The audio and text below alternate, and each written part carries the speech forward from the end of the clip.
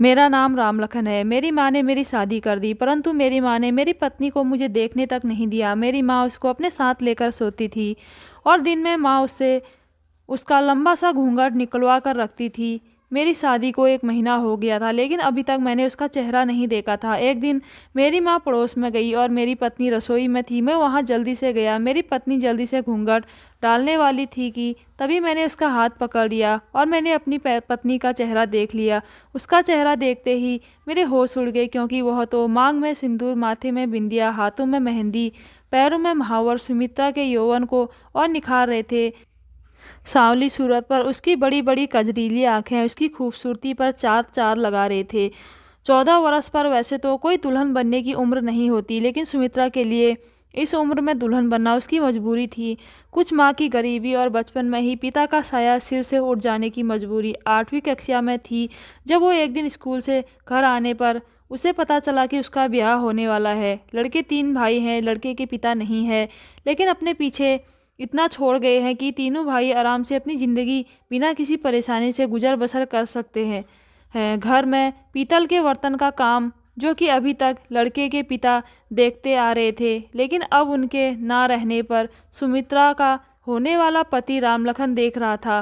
रामलखन घर का बड़ा बेटा था, इसलिए पिता के ना रहने पर सारी जिम्मेदारी उसी के कंधों पर आ टिकी थी। माँ की बड़ी इच्छा थी कि मरने से पहले वो अपनी बड़ी बहू को देख ले। मौत का क्या भरोसा, कब अपने पास बुला ले।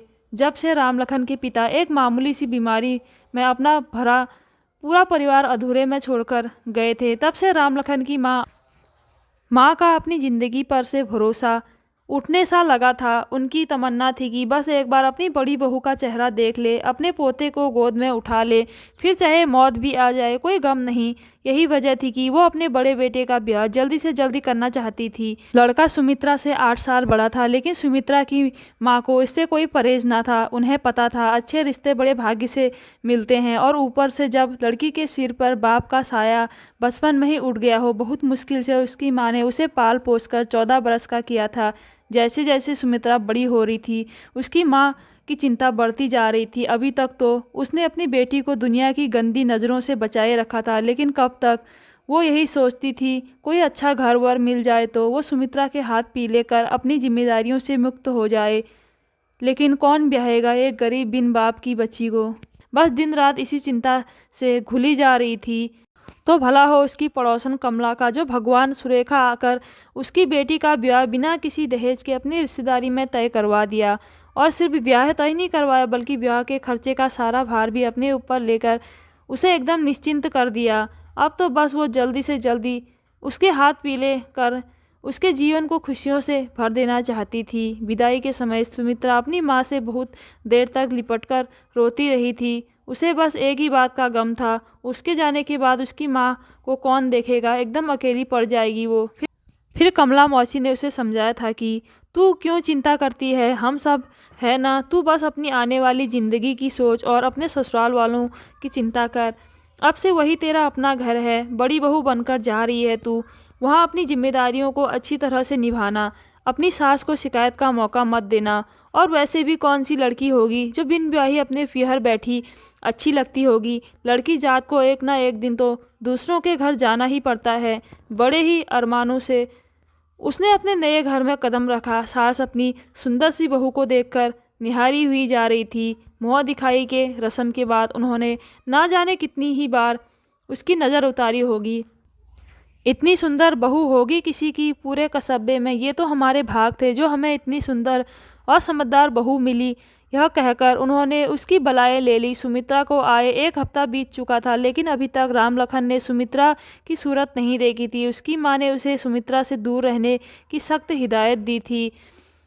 बहू देखने की ललक में वो सुमित्रा को अपने बेटे के लिए ब्याह तो लाई, मगर वो जानती थी कि अभी सुमित्रा अपने गृहस्थ जीवन की शुरुआत करने के लिए अपरिक्त नहीं है, इसलिए वो सुमित्रा को अपने कमरे में अपने पास ही रखती थी। रामलखन अपनी माँ के इस फैसले से कभी कभी बहुत चीख जाया करता था।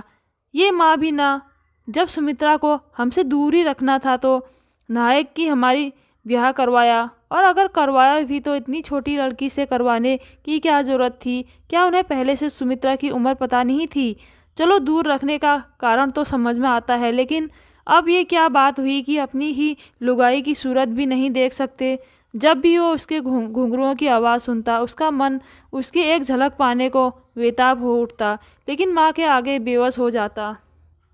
धीरे धीरे सुमित्रा को आए 1 महीना बीत चुका था और इस 1 महीने में वो अपने परिवार में बहुत घुल मिल चुकी थी, सिवाय अपने पति के।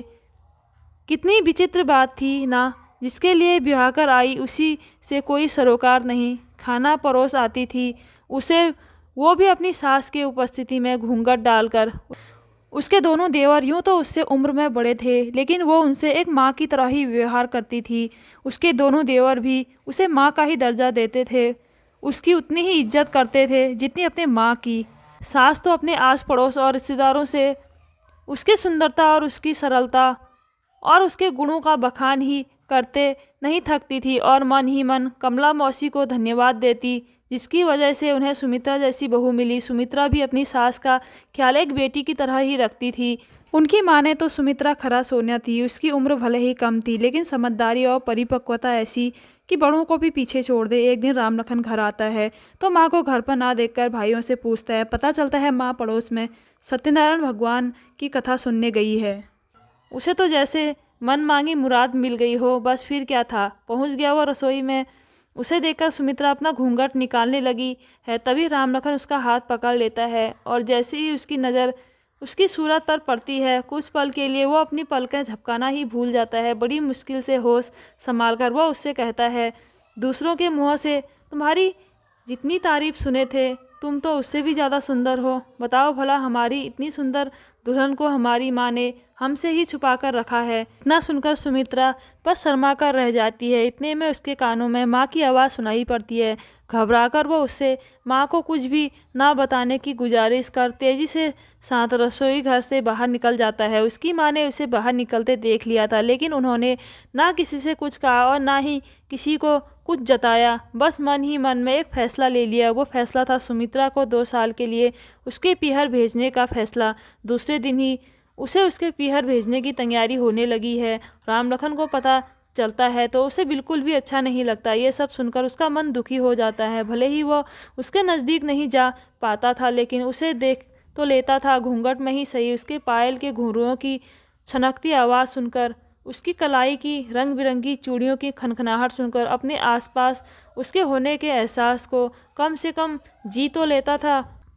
कुल मिलाकर सच ये था कि हर तरफ से वो उसके दिल पर हावी हो चुकी थी। अब वो किसके होने के एहसास से अपनी मन रूपी बगिया को सींचेगा। इन्हीं बातों से उसका मन उदास हो उठा था, लेकिन माँ के आगे वो कुछ बोल नहीं सकता था।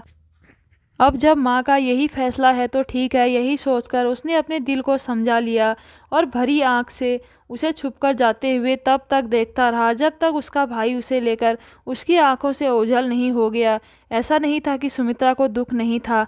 जाते समय उसकी कातिल निगाहें घूंघट की आड़ से जिसे ढूंढने की कोशिश कर रही थी, उसे क्या खबर थी कि वो उसे छुपकर उसे ही देख रहा था। सुमित्रा 2 साल के लिए अपने पीहर आ गई। सुमित्रा की माँ अपनी बेटी के मुँह से उसके ससुराल वालों की बड़ाई सुनकर अपनी बेटी के भाग्य पर वारी जाती और उसकी नज़र उतारने लगती।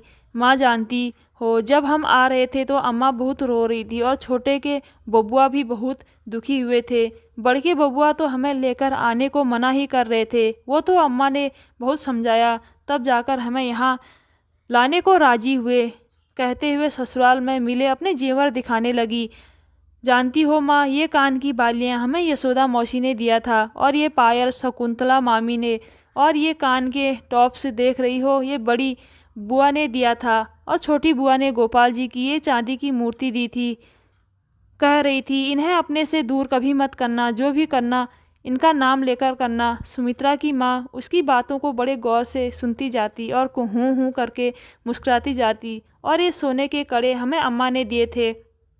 जानती हो, आते समय उन्होंने मुझे 1000 रुपये भी दिए थे। कह रही थी, खुलकर खर्च करना, जरा भी कोताही मत करना। समय समय पर बबुआ के हाथ और पैसे भिजवाते रहेंगे। इतनी समझदार और भली सास बहुत किस्मत से मिलती है। सुम्मो, जरूर तेरे पूर्व जन्म के कोई पुण्य होंगे जो तुझे इतना अच्छा घर और परिवार मिला। कह के एक बार फिर से वो उसकी नज़र उतार लेती। भला हो कमला जीजी का, जिसने मुझ जैसी गरीब और अबला की इतनी मदद की, वरना आजकल के ज़माने में तो लोग मुँह का निवाला तक छीनकर खाने से नहीं हिचकिचाते। सुमित्रा को आए 3 महीने के पार हो चले थे, लेकिन ससुराल की कोई खबर नहीं मिल रही थी। इधर बीते हफ्तों से सुमित्रा का मन बहुत अकेला रहा था। उसे अपने ससुराल की बहुत याद आ रही थी। रह रहकर वो उदास हो जाया करती थी। उसकी माँ उसके मन की व्यथा को अच्छे से समझती थी, लेकिन कर भी क्या सकती थी। जब सुमित्रा की माँ ने कमला मौसी से ये सब बातें बताई तो कमला मौसी ने उन्हें सुमित्रा को सिलाई सिखाने का सुझाव दिया। सुमित्रा मौसी को कमला मौसी का ये सुझाव पसंद आया। 2 घंटे के लिए ही सही, कम से कम इसी बहाने वो थोड़ा व्यस्त तो रहेगी और हाथ में कुछ गुण भी आ जाएंगे। यही सोचकर उन्होंने उसका नाम वही पास के ही सिलाई प्रशिक्षण केंद्र में डलवा दिया। एक दिन वो माँ के साथ बैठी थी, तभी दरवाजे पर खटखट हुई। माँ ने सुमित्रा से कहा, जा सुम्मो, देख तो जरा दरवाजे पे कौन है, लगता है कमला जी आई हैं। हाँ माँ कहकर सुमित्रा दरवाज़ा खोलती है तो देखती है दरवाजे पर उसका छोटा वाला देवर खड़ा था। वो उसे देखकर खुश होते हुए कहती है, अरे माँ, छोटे बबुआ जी आए हैं। अरे पगली, उन्हें भीतर भी आने देगी या दरवाजे पर ही खड़ा रखेगी? आइए बबुआ जी, बड़े दिन से जी नहीं लगा था, अच्छा हुआ आप आ गए। उसकी माँ ने कहा। उसने उन दोनों के पैर छुए और वहीं पास पड़ी एक चारपाई पर बैठ गया। अरे जा सुम्मो, छोटे बबुआ के लिए चाय पानी का इंतजाम तो कर। हाँ अम्मा, जाते हैं। और बबुआ, घर में सब कुशल मंगल तो है ना? जी अम्मा, सब बढ़िया है।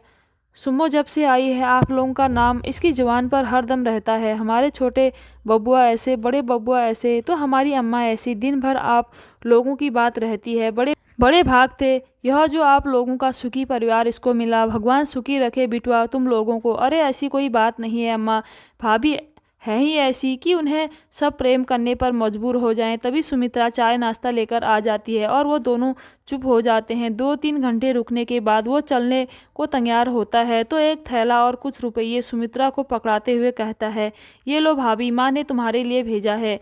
अरे इसकी क्या ज़रूरत बबुआ जी, हम तो कह रहे थे कि 1-2 दिन रुक जाते तो बढ़िया था। अरे नहीं भाभी, परीक्षा सिर पर है तो पढ़ाई करना भी ज़रूरी है, वरना रुक जाते, लेकिन अगली बार आएंगे तो पक्का रुकेंगे, कहकर उनके पैर छूता है और निकल जाता है। सुमित्रा दरवाजे पर उसे पीछे से जाते हुए तब तक देखती रहती है जब तक वो आंखों से ओझल नहीं हो जाता। वो अंदर आती है तो उसे थैले का ध्यान आता है। वो उत्सुकता में थैला खोलती है, देखे तो अम्मा ने क्या भेजा है हमारे लिए।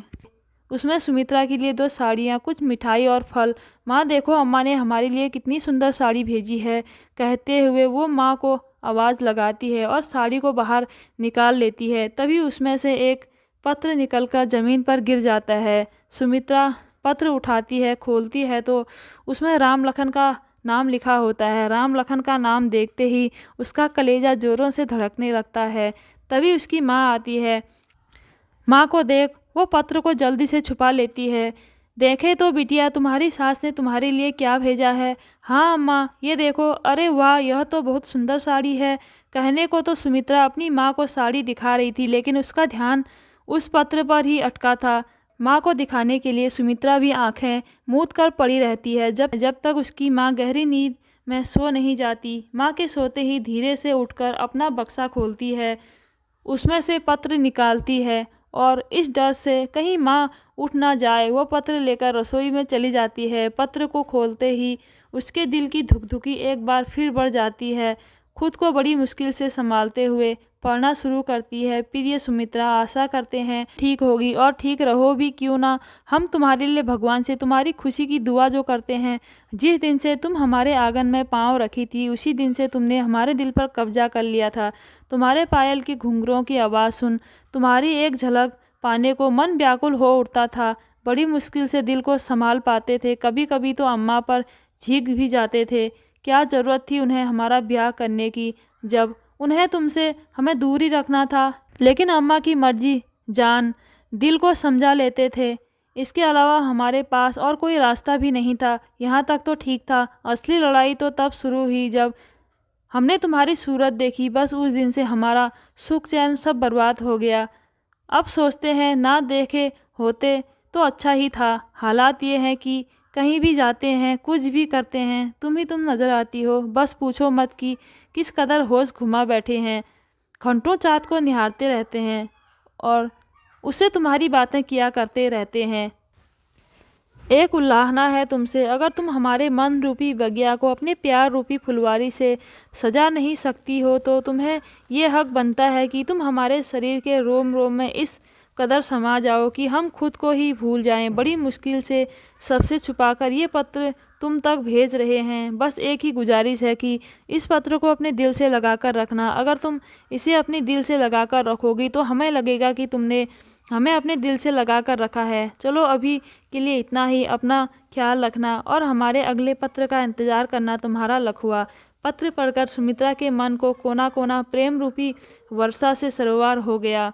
उसने अनगिनत बार वो पत्र पढ़े और अनगिनत बार उस पत्र में रामलखन को महसूस किया। उसने खिड़की खोली और चाँद को निहारा। ऐसा लगता जैसे रामलखन उसे देख रहा हो। और दिन और महीने बीत गए, पत्र आते रहे। वो अपने लखू के प्यार में पूरी तरह से भीग रही और उस पत्र के मीठे एहसास से खुद के वजूद को संवारती रही। आखिरकार 2 साल बीत गए और वो दिन आ ही गया जिसके लिए 2 दिन ना जाने कब से अधूरे थे। सुमित्रा की विदाई होती है और पूरे 2 साल बाद एक बार फिर से अपनी नई दुनिया को सजाने का सपना लिए वो ससुराल में कदम रखती है। इन 2 सालों में सुमित्रा का रंग रूप और ज़्यादा निखर गया था और ये उसके लखू के प्यार के एहसास का असर था जो उसे दिन पर दिन और निखारता चला जा रहा था। पतझड़ के आने पर पेड़ों से गिर चुकी सारी पत्तियां जैसे सावन के आने पर फिर से हरी भरी हो जाती है, वैसी सुमित्रा के ना रहने से प्राण विहीन हो चुके रामलखन के जीवन में सुमित्रा के आ जाने से फिर से बाहर आ जाती है। और एक बार फिर उन चूड़ियों की खनखनाहट और घुंघरुओं की छनछनाहट सुन उसकी तड़प का आगाज़ हो जाता है। लेकिन इस बार इस तड़प के आगाज़ का अंत भी सुनिश्चित रहता है। सुमित्रा का साथ पाकर वो एक दूसरी ही दुनिया में पहुंच चुका था जहां चारों तरफ केवल प्रेम ही प्रेम था और उस प्रेम की एकमात्र साक्षी सुमित्रा थी जिसका आलिंगन पाने से उसका जीवन मानो धन्य सा हो गया था। पलकों पर बिठा के रखता था वो सुमित्रा की 1 मिनट की जुदाई उसे बर्दाश्त नहीं होती थी। कभी कभी वो सुमित्रा से मजाक में कह भी देता, बताओ इतने दिन तक अम्मा हमारे बीच दीवार बनी थी, अब मेरा काम धंधा आड़े आ गया है। हमारा बस चलता तो हम घर से कदम ही बाहर ना निकालते, लेकिन मजबूरी ये है कि काम नहीं करेंगे तो घर का खर्चा कैसे चलेगा। घर का खर्चा तो जैसे तैसे चल जाएगा, लेकिन तुम्हारे लिए ये काजल कैसे लाएंगे जिन्हें लगाकर तुम अपनी इन कजरीली आंखों में हमें डुबाने में कोई कसर नहीं छोड़ती। और उसकी ये बात सुनकर सुमित्रा खिलखिला उठती थी। बस तुम्हारी यही हंसी तो मेरी जान ले लेती है। उन दोनों का प्यार देख रामलखन की माँ खुशी से फूली नहीं समाती थी। देखते देखते 6 महीने कब बीत जाते हैं पता ही नहीं चलता। सास का दुलार, देवरों का सम्मान और पति के प्यार ने उसे उड़ने के लिए जैसे एक नया पंख दे दिया था। उसे लगता कि ये वक्त यहीं ठहर जाए और वो इस वक्त को जीती चली जाए। रामलखन का इतना प्यार देखकर कभी कभी तो सुमित्रा डर जाया करती थी। उसने कितनों को ही शादी के कुछ साल बाद बदलते देखा और सुना था। एक घटना तो उसी के पड़ोस में रह रही रुक्मणी जिज्जी की थी। पहले पहले तो उनका पति उनसे बहुत ही प्यार करता था, लेकिन समय के साथ उसका प्यार रुक्मणी जिज्जी के लिए कम होता चला गया। हद तो तब हो गई जब उसने उन पर हाथ उठाना भी शुरू कर दिया और फिर तो ये उनका रोज़ का ही डर्रा हो गया। हर रोज़ कोई ना कोई कमी वो रुक्मणी जिज्जी में निकाल ही लिया करते थे और उन्हें मानने का एक भी मौका हाथ से जाने ना देता था। और माँ बाप भी उनकी मदद ना कर पाने को मजबूर थे। एक तो उनकी तंग हालत परिस्थिति, उस पर समाज की थू थू सब जान सुनकर भी उन्होंने उससे ये कहकर अपना पल्ला झाड़ लिया कि अब से वही तुम्हारा घर है, जैसा भी है वही तुम्हारा पति है, जैसा रखता है वैसे रहने की आदत डाल लें। ज़रूरी नहीं कि सबका भाग भगवान बढ़िया बना के भेजे हो। और फिर लड़की जात के लिए यह कौन सी नई बात नहीं है। सीता से लेकर सती तक सब दुख उठाई हैं। जब देवी होके दुख पाने से नहीं बच पाई तो हमारे तुम्हारे जैसे तुच्छ आदमी कौन बिसात। और फिर एक दिन खबर आई कि रुक्मणी जिज्जी ने खुद को फांसी लगा ली। बस तभी से वो डरने लगी थी। जब भी सुमित्रा रामलखन को खुद से इतना प्रेम करते देखती तो रुक्मणी जिज्जी का मासूम चेहरा उनकी आंखों में तैर जाता और वो डर जाती। दिन रात भगवान से वो बस यही प्रार्थना करती कि हे प्रभु, उनके दिल में हमारे लिए प्यार हमेशा ऐसे ही बनाए रखना। समय धीरे धीरे बीत रहा था और इसी के साथ सुमित्रा की सास की दादी बनने की बेचैनी भी बढ़ती जा रही थी। सब कुछ ठीक ठाक चल रहा था तो उनको भी लगता था कि अब सुमित्रा की माँ बनने में कोई हर्ज नहीं है। उन्होंने इस दौरान कई बार सुमित्रा से इस बारे में खुलकर भी बात की। क्यों बहू, अब हमें दादी बनने का शुभ कब दे रही हो? और उनकी बातों को सुन सुमित्रा बस शर्मा कर रह जाती। समय पंख लगाकर अपनी गति से उड़ता जा रहा था। कहते हैं बुरा वक्त जल्दी नहीं करता और अच्छा वक्त कब बीत जाता है पता ही नहीं चलता। बस यही सुमित्रा के साथ भी था। देखते देखते कब 5 साल बीत जाते हैं उसे पता ही नहीं चलता। लेकिन उसे क्या खबर थी कि आने वाला वक्त उसके किस्मत में कुछ और ही लिख कर बैठा है। इन 5 सालों में ना राम लखन बदला था और ना वो बदली थी और ना ही उनका प्रेम। अगर कुछ बदला था तो बस लोगों के देखने और समझने का नज़रिया। जिनकी मुँह उतनी बातें। और इस सब से सुमित्रा की सास भी अछूती ना रही। कल तक जो सास उसके गुणों का बखान करते नहीं थकती थी, आज उसी सास की आंखों में वो खटकने लगी थी। और वजह थी उसका अभी तक मां न बन पाना। राम लखन को इस सब बातों से कोई फर्क नहीं पड़ता था। वो जानता था अभी सुमित्रा की उम्र ही क्या है, माँ खामखा ही इतना परेशान हो रही है। और यही बात वो अपनी माँ को भी समझाता। लेकिन राम लखन की माँ थी कि कुछ सुनने को तैयार ही नहीं थी। उन्हें तो बस जल्दी से जल्दी अपना पोता अपने गोद में चाहिए। माँ के बहुत जोर लगाने पर वो उसे डॉक्टर के पास ले गया। डॉक्टर ने सारा चेकअप करने के बाद कहा था कि देखिए, घबराने की कोई बात नहीं है, सब कुछ नॉर्मल है। कभी कभी ऐसा होता है कि लड़कियां माँ बनने में थोड़ा समय लेती है। आप सुमित्रा को थोड़ा समय दीजिए, वो माँ ज़रूर बनेगी। राम लखन की माँ ने भी सोचा चलो, जैसे इतना इंतज़ार किया, 1-2 साल और सही। और इस बीच ऐसा कोई उपाय नहीं बचा था जिसे राम लखन की माँ ने आजमाया ना हो। ओझा पंडित को दिखाना, मंदिर में जाकर मन्नतें मांगना, हवन पूजन करवाना, ये सब कुछ करके उन्होंने देख लिया, लेकिन कोई उपाय काम नहीं आ रहा था। धीरे धीरे 7 साल गुजर गए। अब तो सुमित्रा को भी लगने लगा था कि उसके भाग्य में माँ बनने का सुख लिखा ही नहीं है। आस पड़ोस में राम लखन के दूसरे ब्याह की चर्चा भी उठने लगी थी। उसकी माँ को भी उनकी बात ठीक लग रही थी। आखिर वो भी कब तक इंतजार करती। और उन्होंने राम लखन की मर्जी जाने बिना उसका ब्याह भी तय करा दिया। लेकिन इस बारे में जैसे ही राम लखन को पता चला, उसने दूसरा ब्याह करने से साफ इनकार कर दिया। देखो अम्मा, आज तक हमने तुम्हारा हर कहा माना है, कभी भी पलटकर दोबारा जवाब नहीं दिया, लेकिन ये करने के लिए ना कहो, हमसे इतना बड़ा पाप ना हो पाएगा। उसकी बात सुनकर राम लखन की माँ उसे ठगी सी देखती रह जाती है। उन्हें राम लखन से ऐसे जवाब की कतई उम्मीद नहीं थी। कल तक जो लखवा हमारे हर मर्जी को अपनी मर्जी मानता आ रहा था, आज अपनी लुगाई के प्रेम में इतना अंधा हो गया है कि उसे अपना अच्छा बुरा भी नहीं समझ आ रहा है। अब बताओ, अगर बच्चा नहीं होगा तो उसका वंश कौन आगे लेकर जाएगा? इतनी सी बात उसके भेजे में नहीं घुस रही है। नहीं, हम ऐसा नहीं होने देंगे, हमें अभी बहू से बात करनी होगी।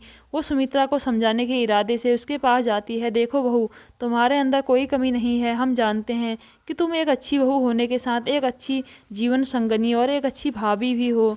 ये तो हमारा कोई पुण्य प्राप्त रहा होगा जो तुम हमारी बहू बनकर इस घर में आई। लेकिन शादी ब्याह केवल पति पत्नी या सास बहू के रिश्ते तक सीमित नहीं होता। एक गृहस्थ जीवन तभी सार्थक माना जाता है जब एक औरत अपने पति को बाप बनने और अपने ससुराल को उनका वंश आगे बढ़ाने का सुख दे सके। अभी तक तो हम सोच रहे थे कि देर सवेर हो सकता है कि तुम हमारी इच्छा पूरी कर दो, लेकिन 8 साल बीतने को हैं, अभी तक ना जाने भगवान कहाँ रूठे बैठे हैं। देखो, हम तुम्हारा दुख समझते हैं, लेकिन क्या करें, हमारी भी मजबूरी है। हम नहीं चाहते कि हमारे लखवा को कोई बिन औलाद का कहे, और हमें पता है कि तुम भी ये नहीं चाहती होगी। अब हमारी बात तो लखवा सुन नहीं रहा है, लेकिन हमें विश्वास है कि तुम उसे ज़रूर मना लोगी। वो तुमसे इतना प्यार करता है कि तुम्हारी बात टाल नहीं सकता। हमारे खातिर ना सही, लखवा के खातिर तुम उसे उसके दूसरे ब्याह के लिए राजी कर लो।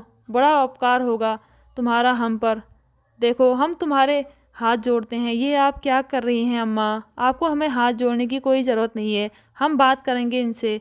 जुग जुग जियो बहू, हम जानते थे तुम हमारा कहा कभी नहीं टालोगी। चलो अच्छा, अब हम चलते हैं। सुमित्रा ने अपनी सास से कह तो दिया, लेकिन ये बात जानती थी कि जिसे उसकी सास ने इतनी आसानी से कह दिया, वो उसके लिए एक मौत को गले लगाने से कम नहीं था। उसकी आंखों से आंसुओं की धारा फूट पड़ी। उसे कुछ समझ में नहीं आ रहा था वो करे तो क्या करे। तभी निकली उसे अपनी बुआ सास की वो बात याद आती है जो उन्होंने उसे कभी गोपाल जी की मूर्ति देते हुए उससे कही थी, जब कोई रास्ता नज़र न आए तो इनको पुकारना, ये जरूर कोई ना कोई मार्ग दिखाएंगे। वो गोपाल जी की मूर्ति हाथ में लेती है और उनसे शिकायत भरे लफ्ज़ों में कहती है, ये हमें किन दो राहों पर लाकर खड़ा कर दिया प्रभु, अब आप ही बताओ हम क्या करें। कौन पत्नी अपने मुँह से अपने पति से उसके दूसरे ब्याह की बात करेगी, और भी वो ऐसे पति से जो उसे इतना चाहता हो। आपने हमें औरत तो बनाए लेकिन पूरी औरत बनाना भूल गए। एक औरत तब तक पूरी औरत नहीं प्रभु जब तक वो माँ बनने का सुख ना पाले, और आपने मुझे उसी सुख से वंचित कर दिया जो एक औरत के लिए उसके औरत होने का सबसे बड़ा प्रमाण है। प्रभु हमने आज तक आपसे कुछ नहीं मांगा, आपने बिन मांगे हमें हमें सब कुछ दे दिया। जैसे इतना दिया वैसे ही एक कृपा और कर दो प्रभु, या तो हमारी झोली ममता से भर दो या तो हमें मौत दे दो। प्रभु कहकर फूट फूट कर रोने लगी है। उसी समय राम लखन के आने की आहट सुन वो रोना बनकर अपने आंसुओं को जल्दी जल्दी पोंछने लगती है। सुमित्रा राम लखन से अपने आंसुओं को छुपाकर भी नहीं छुपा पाती। तुम रो रही हो सुम्बो, क्या हम जान सकते हैं तुम्हारी इन खूबसूरत आंखों में ये आंसुओं का सैलाब क्यों है? ये आंसू नहीं, ये भाग्य की मार है जो आंसू बनकर हमारे आंखों से निकल रहे हैं। क्यों, क्या हुआ तुम्हारे भाग्य को? कहीं ऐसा तो नहीं कि अनजाने में हमसे कोई भूल हो गई हो जिसका दोष तुम अपने भाग्य पर मर रही हो? जी आपसे कोई भूल कैसे हो सकती है जिसके एहसास से हम खुद को भूल जाते हैं, उससे कोई भूल हो सकती है भला? तो क्या अम्मा ने कुछ कहा है? जी अम्मा हमसे क्यों कुछ बोलेगी? तो फिर क्या बात है, क्यों कोस रही हो अपने भाग्य को? आप तो ऐसे अनजान बन रहे हो जैसे आपको कुछ पता ही नहीं है। आपको क्या लगता है आप दिखाएंगे नहीं तो क्या हम आपके दर्द को समझ नहीं पाएंगे? दर्द अब हमें कब चोट लगी जो दर्द होगा। चुप रहिए, ज़्यादा नादान बनने की ज़रूरत नहीं है। आपको क्या लगता है हमें पता नहीं है कि अंदर ही अंदर आपको पिता ना बनने का दुख कितना सताता होगा? कितनी अभागन हूँ मैं जो आपको एक पिता बनने का सुख भी ना दे पाई। किसने कहा तुम अभागन हो? तुम तो वो दिया हो जिसके प्रकाश से हमारा जीवन प्रकाशित है। जी कहने और करने में फ़र्क होता है। अच्छा एक बात पूछे हम आपसे? पूछो। आप हमसे प्यार तो करते हैं ना? क्या इस बात के लिए भी तुम्हें हम पर शंका है? जी शंका नहीं, डर है। कैसा डर? अगर हम आपसे कुछ मांगे तो आप इनकार तो नहीं करेंगे? ये भी कोई कहने वाली बात है सुम्बो, हमारा सब कुछ तुम्हारा ही तो है। नहीं, पहले आप वादा करो कि हम जो मांगेंगे आप देंगे। अगर हमारे बस में रहा तो ज़रूर देंगे। हम चाहते हैं कि आप दूसरा ब्याह कर लो। ये तुम क्या कह रही हो सुम्बो? हम ऐसा हरगिज़ नहीं कर सकते। क्यों नहीं कर सकते? आखिर हमने आपको आज तक दुख के सिवाय दिया ही क्या है? ऐसा क्यों कह रही हो? तुमने तो हमें जीने का एक नया प्रारूप दिया है, एक गति दी है, प्रेम की परिभाषा दी है, लेकिन बाप बनने का गौरव नहीं दे पाए। सुमित्रा ने रामलखन की बात बीच बीच में काटते हुए, हमें इससे कोई फ़र्क नहीं पड़ता। आपको नहीं पड़ता होगा लेकिन हमें पड़ता है, इसलिए हम चाहते हैं कि आप दूसरा ब्याह कर लो। अपने लिए ना सही, इस परिवार के लिए, अम्मा के लिए। तुम ऐसा सोच भी कैसे सकती हो कि हम तुम्हारे अलावा किसी और को अपनी ज़िंदगी में लाने के बारे में सोच भी सकते हैं? क्या इसी दिन के लिए हम तुम्हें ब्याह कर लाए थे? तुम्हारे साथ 7 फेरे लिए थे, 7 वचन लिए थे। हमें कोई बच्चा नहीं है तो इसमें तुम्हारा क्या दोष है?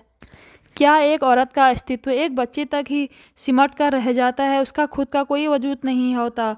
और वैसे भी बच्चे तो भगवान की देन होते हैं, उसके लिए कोई स्त्री कैसे जिम्मेदार हो सकती है? बच्चे आदमी औरत दोनों के भाग्य से होते हैं, और ये भी तो हो सकता है कि हमारे भाग्य में ही संतान का सुख ना हो। हमें कुछ नहीं पता, आपको दूसरा ब्याह करना ही होगा। हमारा प्रेम इतना कमज़ोर नहीं है कि एक बच्चे की लालसा से लिप्त स्वार्थ में एक झटके से टूट जाए। हमने तुम्हें दिल से प्रेम किया है और हमारा दिल हमें इसकी इजाज़त कतई नहीं देगा। तो बस इतना ही प्रेम करते हैं आप हमसे, जो अपनी औरत की एक छोटी सी बात भी नहीं मान सकते। जिसे तुम एक छोटी सी बात कह रही हो वो तुम्हारे लिए छोटी सी बात होगी, हमारे लिए पाप है। आपके दूसरे ब्याह ना करने का कारण जो है, अगर वो कारण ही ख़त्म हो जाए तो तब आपको कोई मसला नहीं होगा। मतलब तुम कहना क्या चाहती हो? मतलब ये कि अगर हमारे जान देने से सब ठीक हो जाता है, यही सही? सुमित्रा की बात सुनकर रामलखन वेदना से भर उठा। सुम्बो, क्या सुम्बो, आप इतनी सी बात क्यों नहीं समझते? आपका दूसरा ब्याह कितनी ही जिंदगियों को खुशियों से भर देगा। और तुम्हारी खुशी का क्या, हमारी खुशी तो आपसे जुड़ी है। अगर आप खुश रहेंगे तो हम भी खुश रहेंगे, लेकिन हमारी खुशी तो तुमसे है। राम लखन तड़प उठा है। देखिए, अगर आप हमें प्रेम करते हैं तो इस ब्याह के लिए मान जाइए। कहते हुए सुमित्रा राम लखन के पैरों से लिपट कर रोने लगती है। ठीक है, अगर तुम्हारी यही मर्जी है तो हम करेंगे दूसरा ब्याह, लेकिन इतना बता दें कि वो हमारे दिल में तुम्हारी जगह कभी नहीं ले पाएगी। राम लखन के दूसरे ब्याह के लिए मान जाने की खबर सुनकर उसकी माँ के तो खुशी का कोई ठिकाना ही ना रहा। वह पहुंच गई सुमित्रा के पास। हम बता नहीं सकते हैं कि हम कितने खुश हैं बहू। तुमने जो किया वो कोई भी औरत शायद ही करना चाहेगी। इसके लिए हम जिंदगी भर तुम्हारा एहसान मानते रहेंगे।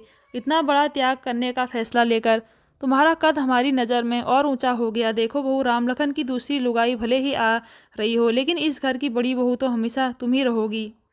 तुम्हें मान सम्मान, अधिकार और प्रेम देने में हम जरा भी फर्क ना आने देंगे। तुम्हारे साथ यह अन्याय हम करना तो नहीं चाहते थे, लेकिन क्या करें, भगवान जो ना करा दे। शायद भगवान की यही मर्जी होगी। अगर भगवान ने तुम्हारी सुनी गोद भर दी होती, आज इसकी नौबत ही नहीं आती। सही कहा आपने अम्मा, भगवान की मर्जी के आगे हम मानस की क्या बिसात।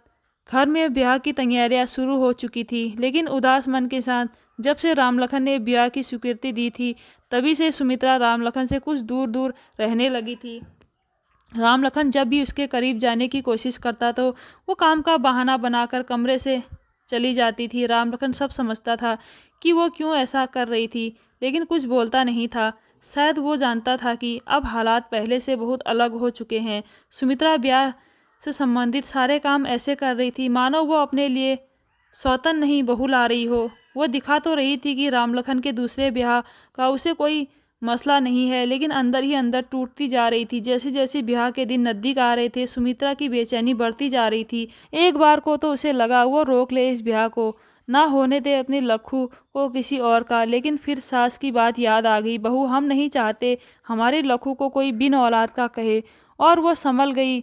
वो दिन भी आ गया जब राम लखन दूसरी बार दूल्हा बनने जा रहा था। सुमित्रा से राम लखन का ये रूप शायद देखा ना जाता, इसलिए सुबह से ही उसने अपने को कमरे में बंद कर लिया था। बहू बहू, सास की आवाज़ सुन उसने किवाड़ खोला। अरे बहू, तुम यहाँ बैठी हो और हम तुम्हें कहाँ कहाँ नहीं ढूंढ लिए। चलो बाहर, औरतें तुम्हें पूछ रही हैं। अम्मा, तबीयत थोड़ी ठीक नहीं लग रही है, हम थोड़ा आराम करना चाहते हैं। कहते कहते सुमित्रा को चक्कर आ जाता है। अरे तुम्हारी तबीयत तो सच में ठीक नहीं है, तुम आराम करो, हम अभी डॉक्टर को बुलाते हैं। कहते हुए उसे पकड़कर बिस्तर पर ले जाती है। बाहर आती है और अपने छोटे बेटे को डॉक्टर बुलाने भेजती है। उसकी तबीयत का सुन राम लखन परेशान हो जाता है और सब कुछ छोड़ छाड़ भागा भागा सुमित्रा के पास आ जाता है। धीरे धीरे और लोग भी पहुंचने लगते हैं। क्या हो गया बहू को, उसमें से किसी ने पूछा। अरे कुछ नहीं, ब्याह वाला घर है, काम के अधिकता की वजह से ऐसा हुआ होगा। कितना कहे कि कुछ अपना ख्याल भी रखा करो, लेकिन नहीं, अब देखो गई ना कमजोरी। सुमित्रा की सास ने कहा। एक बात तो है लखुआ की अम्मा, तुम्हारी ये बहू तो सोना है, देखो दूसरी कैसी आती है। अरे जैसी भी हो, हमरे लखुआ को बाप बनने का सुख दे दे बस। इतने में डॉक्टर आ जाता है, चेकअप करके बाहर निकलता है। देखे, घबराने वाली बात नहीं है, ये पेट से हैं, इस हालत में ऐसा होना लाजमी है। क्या कह रहे हैं डॉक्टर साहब, एक बार फिर से कहिए तो। जी, आपकी पत्नी माँ बनने वाली है। सुमित्रा के माँ बनने की खबर सुन राम लखन खुशी से पागल हो जाता है। सुन रही हो अम्मा, हमारी सुम्बू माँ बनने वाली है, बधाई हो। लखुआ की अम्मा, दादी बनने जा रही हो। आखिर भगवान ने तुम्हारी सुनी ली। हाँ जी हाँ, सही कहा, भगवान ने सुन ही ली हमारी, हमसे ज़्यादा इस बच्ची की। सही कह रही हो लखुआ की अम्मा, एक औरत के लिए इससे बड़ा दुख क्या हो सकता है कि वो अपने जीते जी अपने पति को अपनी आंखों के सामने किसी और का होते हुए देखे। इसका त्याग देख शायद भगवान से भी और रहा नहीं गया। अब जिस वजह से लखुआ का दूसरा ब्याह हो रहा था, जब वो वजह ही ख़त्म हो गई, तो अब हमें बारात को रोक देना चाहिए और लड़की वालों को सब सच सच बता देना चाहिए। नहीं जीजी, बारात जाएगी और बहू भी आएगी। अगर मौके पर हम ब्याह से इनकार कर दें तो लड़की के माँ बाप को क्या बीतेगी, दाग लग जाएगा लड़की पर। बारात ना आने का लोग तरह तरह की बातें बनाएंगे, फिर कौन करेगा उससे ब्याह। ब्याह तो किसी भी कीमत पर होकर ही रहेगा, और वो भी आज ही शुभ मुहूर्त पर। ये तुम क्या कह रही हो लखुआ की अम्मा, हम सही कह रहे हैं जीजी, बारात जाएगी, ब्याह भी होगा। बहू भी आएगी, लेकिन सुमित्रा की सौतन बनकर नहीं बल्कि उसकी देवरानी बनकर। और सुमित्रा दरवाजे पर खड़ी होकर खुद उसकी आरती उतारकर उसे भीतर लाएगी। भगवान के सौजन्य से घर की दूसरी बहू भी सुमित्रा के जैसी ही निकली। बहुत जल्दी ही उसने भी अपने व्यवहार से पूरे परिवार का मन मोह लिया, खासकर सुमित्रा का। सुमित्रा खुश थी देवरानी के रूप में एक छोटी बहन पाकर।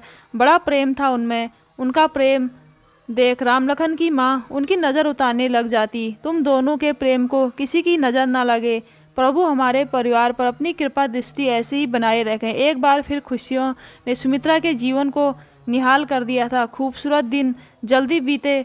9 महीने भी बीत जाते हैं और सुमित्रा एक छोटे से बेटे को जन्म देती है। अपने पोते को गोद में उठा राम लखन की माँ के आंखों में आंसू आ जाते हैं। राम लखन कहता है, अम्मा तुम रो रही हो? अरे पगले, ये तो हमारी इच्छा की तृप्ति के आंसू हैं, दादी बनने के खुशी के आंसू हैं। अब से इसकी सारी देखभाल की जिम्मेदारी मेरी, तुम लोग इसकी तरफ से एकदम निश्चित रहो, कहकर अपने पोते को चूमते हुए लेकर चली जाती है। सुमित्रा राम लखन के कंधे पर सिर रखकर आंखें मूंद लेती है। क्या हुआ मुन्ने की अम्मा, क्या सोच रही हो?